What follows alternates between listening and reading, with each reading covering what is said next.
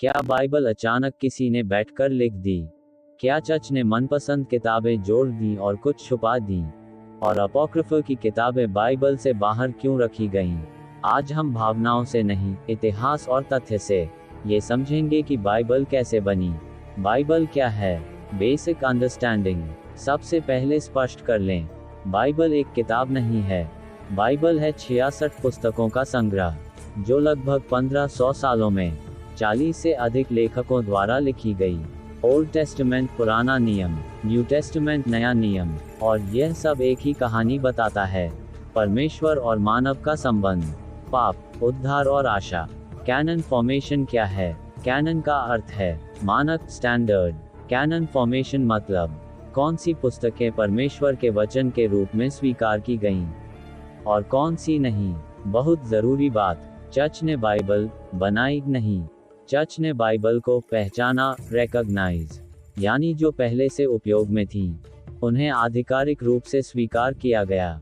Old testament cannon कैसे बना? Old testament की पुस्तकें यीशु से सैकड़ों साल पहले लिखी जा चुकी थीं।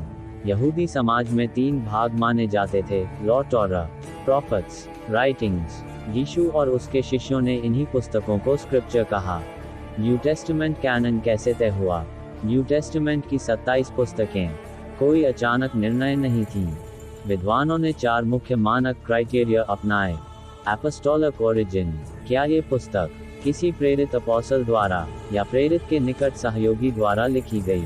उदाहरण, मैथ्यू प्रेरित, मार्क पीटर का साथी, लूक पॉल का साथी। ऑर्थोडॉक्स टीचिंग, क्या इसकी शिक्षा यीशु की सच्ची शिक्षा से मेल खाती है?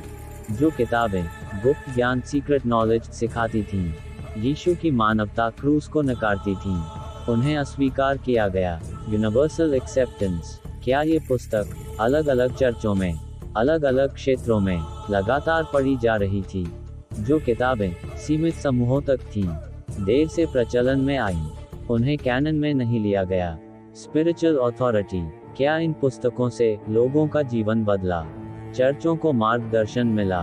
कैनन सिर्फ दिमाग से नहीं, आध्यात्मिक अनुभव से भी पहचाना गया। अपॉक्रिफा क्या है? अब सबसे बड़ा सवाल, अपॉक्रिफा ऐसी किताबें जो ओल्ड टेस्टामेंट और न्यू टेस्टामेंट के बीच लिखी गईं। ये किताबें क्यों अलग रखी गईं? यहूदी कैनन में शामिल नहीं थीं। यीशु या प्रेरितों ने उद्धृत नहीं किया। कुछ ऐतिहासिक त्रुटियां, कुछ शिक्षाएं बाइबल से मेल नहीं खातीं।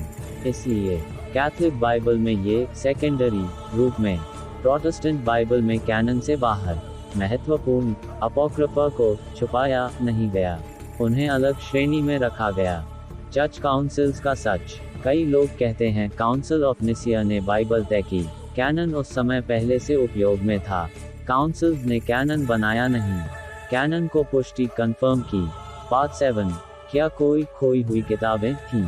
नॉस्टिक गॉस्पेल्स जैसे gospel of Thomas, gospel of Judas, ये दूसरी शताब्दी के बाद लिखी गईं। प्रेरितों से नहीं, गुप्त ज्ञान सिखाती हैं, इसलिए इन्हें कैनन में नहीं लिया गया। बाइबल अचानक नहीं बनी, 1500 सालों में विकसित हुई। कैनन के स्पष्ट मानक थे। अपॉक्रिफा छुपाई नहीं गई। चर्च ने वचन बनाया नहीं, पहचाना। बाइबल इतिहास, विश्वास और निरंतरता का परिणाम है।